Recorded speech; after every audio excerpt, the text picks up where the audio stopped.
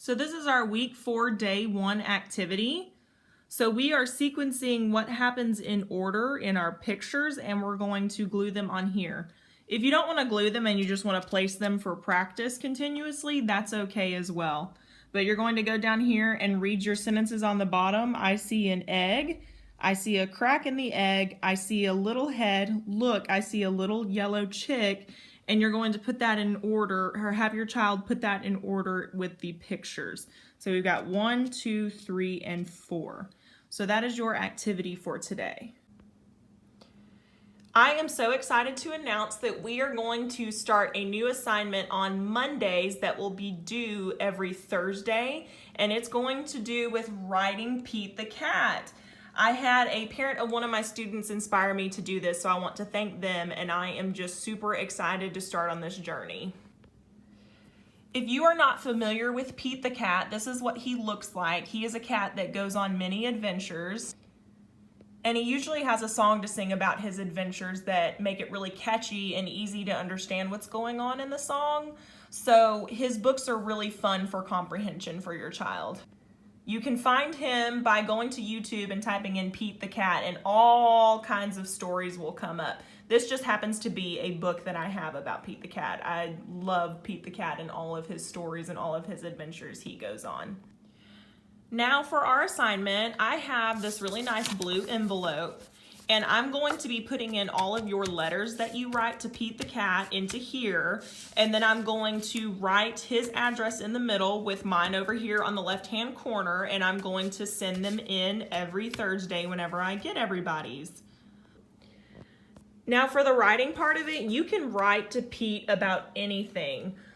You can write to him about a book that you're reading with him in it.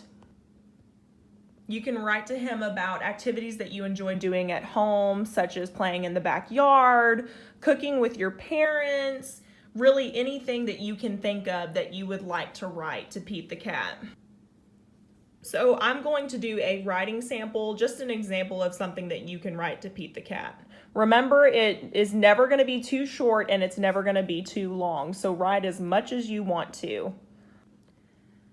So here's how you're always going to start your letters. Dear Pete with a comma.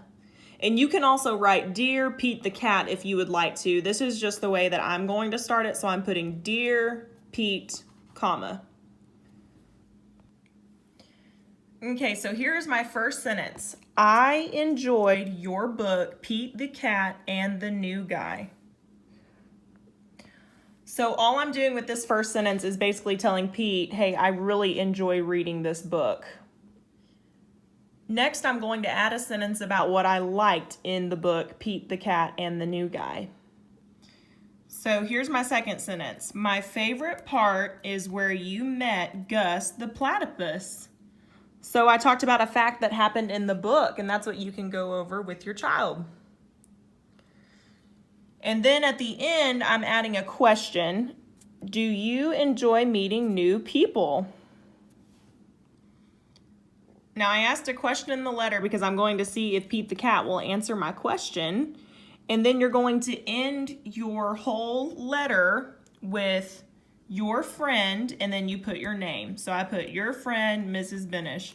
You can also put thank you, talk to you soon, sincerely, anything that you would like, but I just went ahead and put your friend, Mrs. Benish, and that's how you can structure your letter. Here's another example of a letter you can write to Pete the cat. So it says, Dear Pete at the top with your comma. I like to cook with my family, and that's a statement, so that ends with a period. What do you like to do in your free time? Question mark.